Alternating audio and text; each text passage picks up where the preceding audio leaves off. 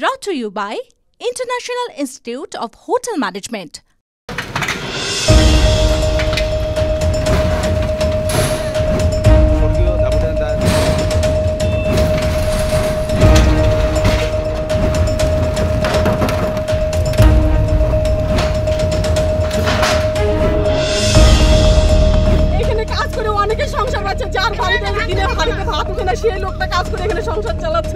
আজকে কারা আসছে?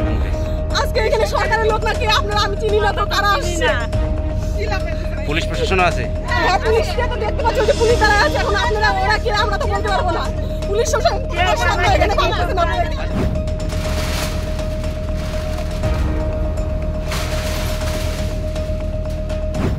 আমরা এই মুহূর্তে দাঁড়িয়ে রয়েছি গজলডোবার বিজেপি নেতা উত্তম রায়ের যে হোটেল রয়েছে সেখানে। এই যে গতকালকে এখানে পরপর 8টি রিসর্ট একদম ভেঙে গুড়িয়ে দেওয়া হয় এবং যেটা এইখান থেকে অভিযোগ করা হচ্ছে যে তারা যেহেতু বিজেপি করেন সেই তাই তাদের উপরে প্রতিহিংসামূলক আচরণ নেওয়া হয়েছে সরকারের পক্ষ থেকে এবং বিডিও এসে এখানে তার যে হোটেল সেই হোটেলকে কিন্তু একদম এইভাবে ভেঙে গুড়িয়ে দেওয়া হয়েছে। অথচ তৃণমূল নেতাদের যে সমস্ত রিসর্টগুলি রয়েছে সেগুলোতে নাকি এই রকমভাবে অত্যাচার চালানো হয়নি, তাদেরও এইভাবে কিন্তু ভাঙচুর করা হয়নি।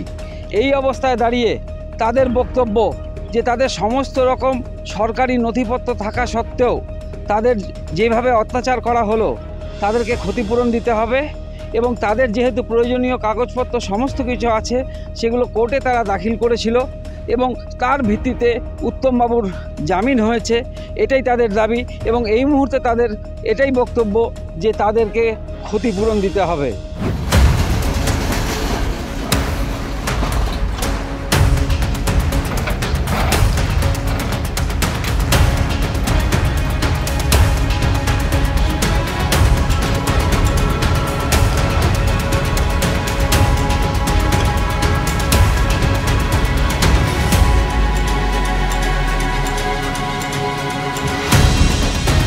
সব ভেঙে টেঙে দিয়ে গেল বিডিও স্যার এসে।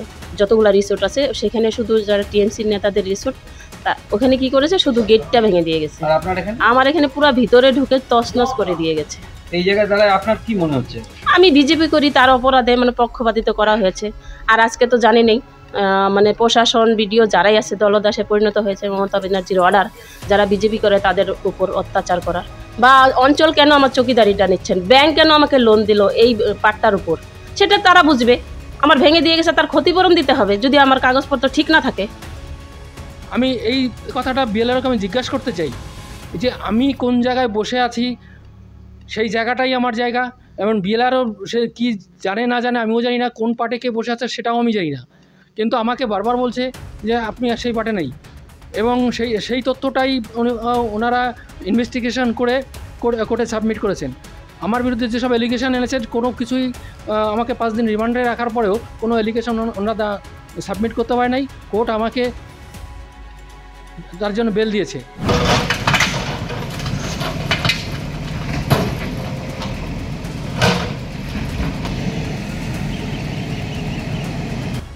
এটা হচ্ছে ওনাদের যে এমার্জেন্সি যেগুলো ভেঙে দিল তার জন্য আমাদের লাইনটা থাকলে পরে তো ওনাদের একটা অ্যাক্সিডেন্ট হতে পারে, সেই জন্য আমরা উপর থেকে লাইন কেটে দিলাম।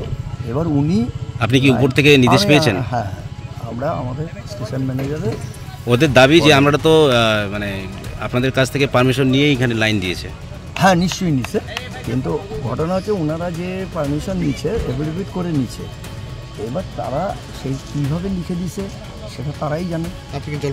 আমি জলপাইগুড়ি এসেছি। মানে আপনি তাহলে ইলেকট্রিক ডিপার্টমেন্ট? কি নাম আছে আপনার? নাম ভোলা দাস। সমস্ত রিসোর্টে কি কাটা হলো? না, যেটা ডেঞ্জার থাকবে সেগুলো সব। আপনি কয়টা করলেন? এখান থেকে শুরু করলাম আর ওই বাকিগুলো যেগুলো করছে ওগুলো করবো।